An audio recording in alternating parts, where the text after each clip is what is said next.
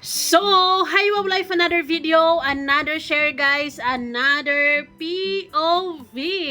So, ngayon guys, magbibigay lamang ako ng point of view dito sa babala ni Kuya Jens. I believe na may alam si Kuya Jens about this, di ba? And also, I believe na nangyayari talaga ito, di ba?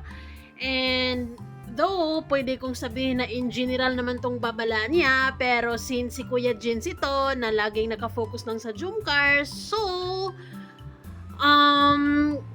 I assume na sa Jumcar community lang ito ngayon. Oh my God, this is exciting.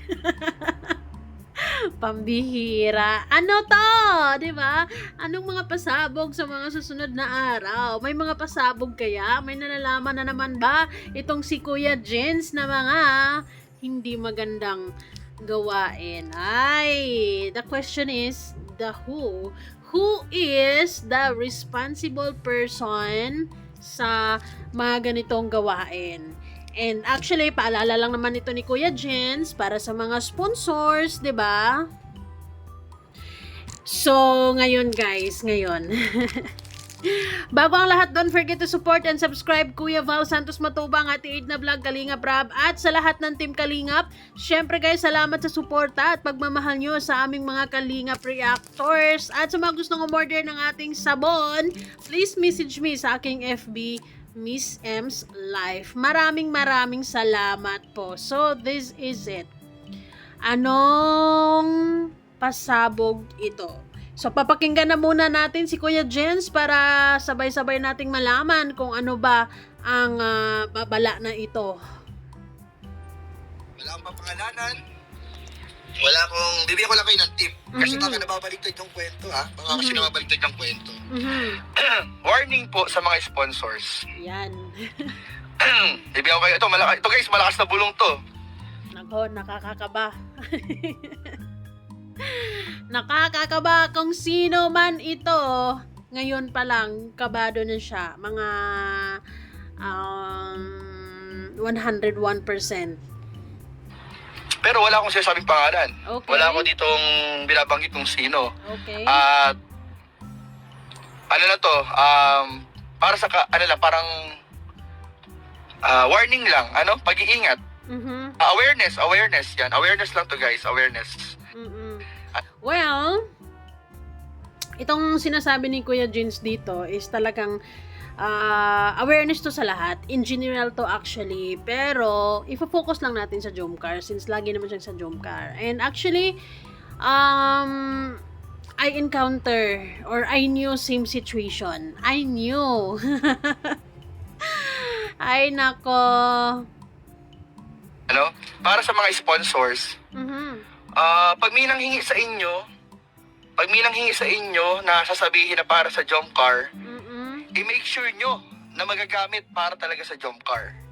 Talaga naman. 'Di ba? I-make sure nyo talaga magiging wais na dapat ang mga sponsors na dapat na alam nyo na yung pera na pinaghihirapan nyo is napupunta talaga sa naturang proyekto na gusto nilang gawin para sa Jumcar, or talagang yung pera na gusto nyong ibigay para sa Jumcar ay talagang napunta o natanggap talaga nila.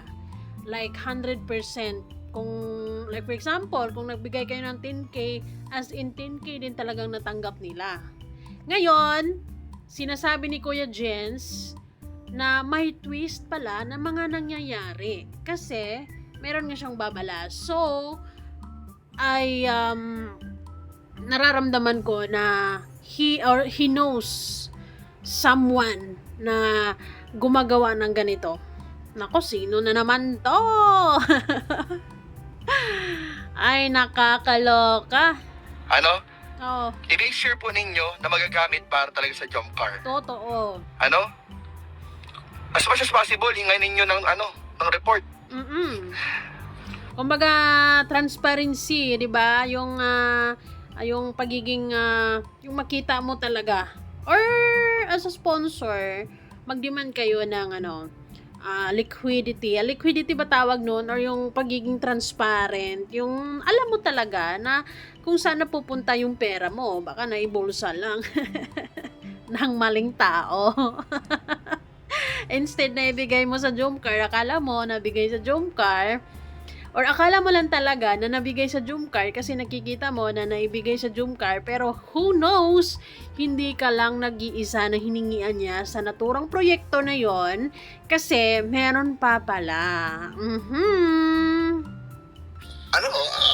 Tapos, siguraduhin po ninyo na hindi lang kayo siguraduhin po ninyo na yung sinabi para sa mga sponsors, siguraduhin lang po ninyo Opo. na pag may naghihingi po sa inyo at sinabi na para sa Jomcar, Mm-mm. ay magamit talaga sa Jomcar. Totoo. At Totoo yan. siguraduhin po ninyo na kayo lang po ang hiningan. Kasi baka yung hiningi po sa inyo Okay. ay yun din yung sinabi sa ibang sponsor. Mhm. So magdoble-doble. Totoo. Buti lang doble-doble, baka triple-triple times 10. Ay, nakakaloka yun, di ba?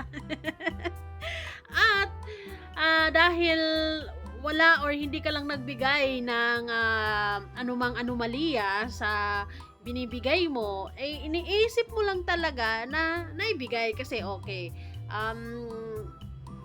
Baka napanood mo sa video na nagbibigay naman talaga. For example, 10K nga, ibinigay naman talaga 10K. Ang hindi mo knows ay hindi ka lang nag-iisa. Ay, mindset ha, sino?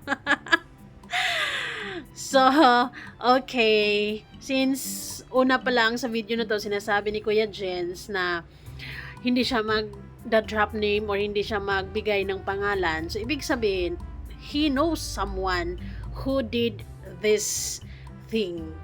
'Di ba? Kasi kung plainly paalala lang or babala lang, talagang magbabala ka lang talaga. Hindi mo sasabihin na hindi lang ako magda-drop name para ganito ganyan. Kasi pag sinabi mong hindi ka magda-drop name, you know someone, 'di ba? You know someone, pero maybe it's this is din. Katulad nung ginawa ni Ria, 'di ba, na hindi siya nagda-drop name pero dapat alam ng tao na to na may alam or may nakakaalam sa ginagawa mo. Ganun ba? It's alarma malala. Ay nako, nakakaloka. Yun lang yung sasabihin ko. Mhm. Wala akong inaano dito wala akong dito. Awareness lang. Yes. Para sa lahat ito ng sponsors. Yes. Hindi lang ng Jomcar, kundi ng lahat ng Love Team of Beneficiary. Yes. Pag meron sa inyong nanghingi na hindi naman miyembro ng Kalingap, kaya may naghingi sa inyo, hindi naman miyembro ng Kalingap. Tapos, hiningan kayo. Kunwari sinabi ito para po ito sa ganito. I-make sure po ninyo na yung hiningi sa inyo ay sa inyo lang, ay nagamit talaga dun. Kasi baka yung hiningi sa inyo ay hiningi din sa ibang sponsor, hiningi din dun sa isang sponsor, hanggang times 10, kuya, sabi natin 10 sponsor yung hiningan. Tapos, isa lang pala dun ang nagamit. Kasi, kunyari, halimbawa lang to O, di ba? Ang laking negosyo 'yan. So, kumbaga talagang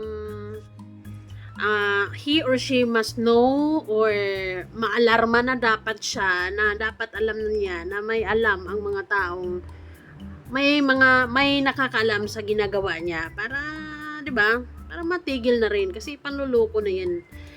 Ayun na nga. Like for example, may project kayo, like magkano ba yung naiisip nating proyekto? Like 10K ang kailangan, like 20K.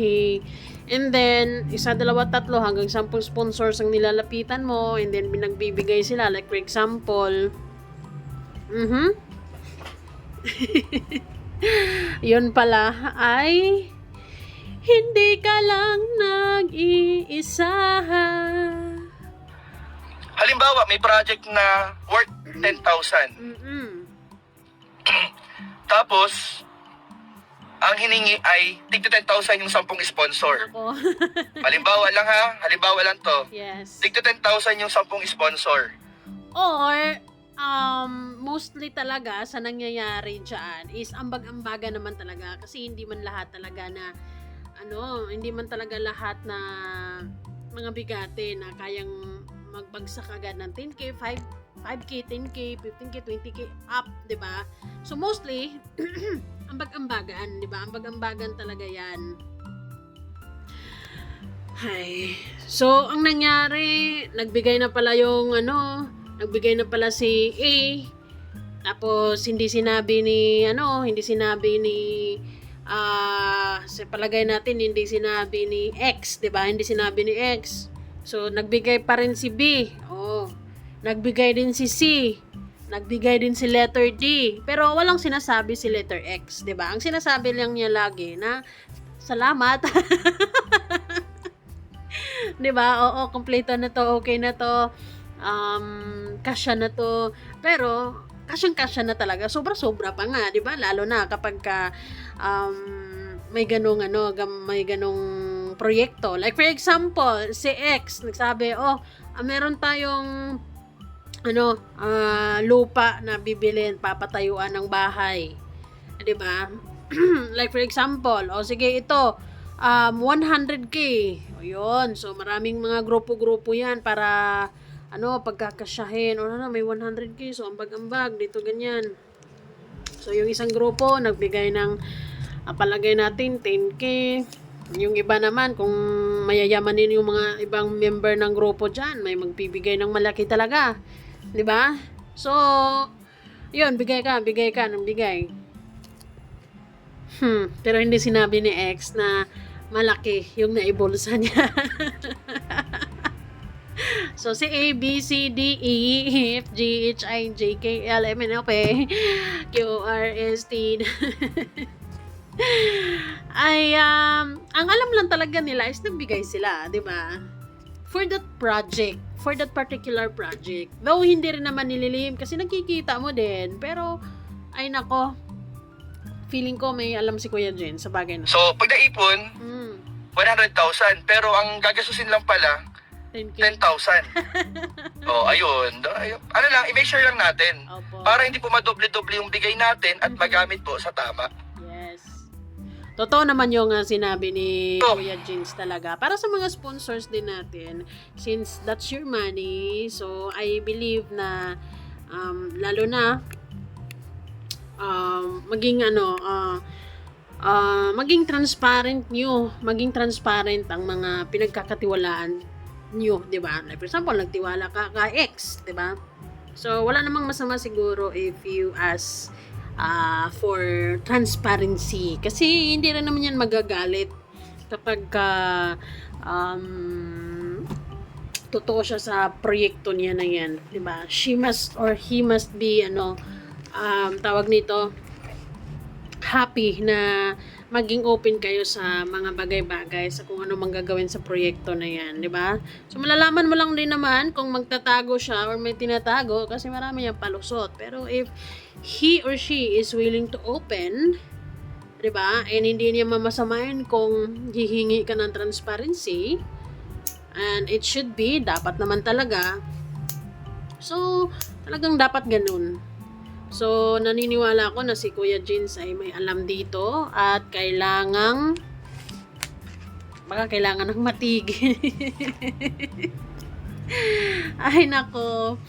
Feeling ko may mga pasabog doon sa mga susunod na araw diba? Anyways, abangan na lang natin kung ano ba ang ibig sabihin ni Kuya Jeans. Or klaro naman ang ibig sabihin ni Kuya Jeans. Kumbaga nagbibigay siya ng warning, babala. Pero may mga sponsors kasi on the other hand na parang nahihiya silang mag-demand ng transparency. Like mahihiya na sila na kumusta naman yung proyekto natin? Kumusta naman yung binigay ko sa iyo na ibigay no ba? So parang yung mostly sa iba once na nagbigay na sila, they gave 100% trust to that particular person na naiabot talaga totally or 100%, 'di ba? And then without her knowledge ay hindi lang pala siya nag-iisa na sponsors na nilalapitan. So, palagay natin kahit 5 or 3 lang, o diba? So, hi, only God knows. Thank you so much, guys. Pero yes, kung sino man yung tao na to, if someone is responsible for this, kagagawan, ay kabahan ka na ngayon. 'Di ba? Kasi later on, mabubulabog ka talaga sa mga hindi magandang gawain na ganyan. 'Di ba? So, siguro ito ay pinapaalam lang din ni Kuya James para alam ng kung sino man dyan na may nakakaalam. Alam namin. 'Di ba? Parang alam ni Kuya James na may mga ganitong ganap, may mga ganitong nangyayari. Just like what Rhea did. Rhea, yung ate ni Joy, na sinasabi niya, nagwa-warning siya sa tao na naninira kay Joy, pero hindi siya nag-drop name. Kasi ang gusto lang niyang malaman sa tao na yon na alam ko kung anong ginagawa mo. Parang ganon. Parang ganon din si Kuya Jins. 'Di ba? Anyway, salamat sa inyong lahat. Ayun, salamat sa panonood. Kayo, anong masasabi nyo sa sinasabi ni Kuya Jins? Ano ang nasa isip? Anong sa palagay mo? Anong nararamdaman mo sa babala na ito? Bye-bye, guys!